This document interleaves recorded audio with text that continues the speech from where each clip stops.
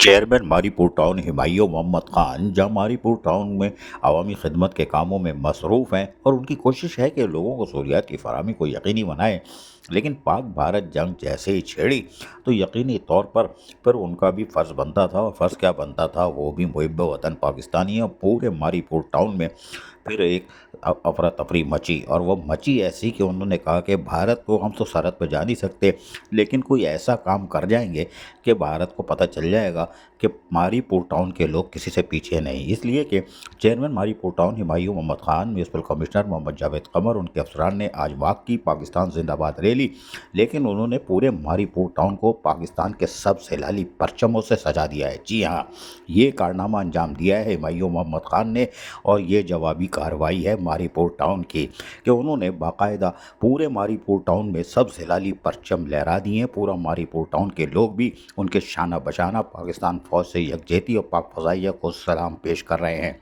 Chief secretary Sindh ने भी अब थोड़ी देर पहले ऐलान किया है कि पाकिस्तानी सब्ज़ लाली परचम को नुमाया किया जाए, लेकिन chairman Humayun Mohammad Khan, municipal commissioner Mohammad Javed Qamar और उनके कौंसल के अरकान कौंसलरों ने यह कारनामा पहले ही अंजाम दे दिया। अजीज़ आरिफ, KBS बलियाती न्यूज़, कराची।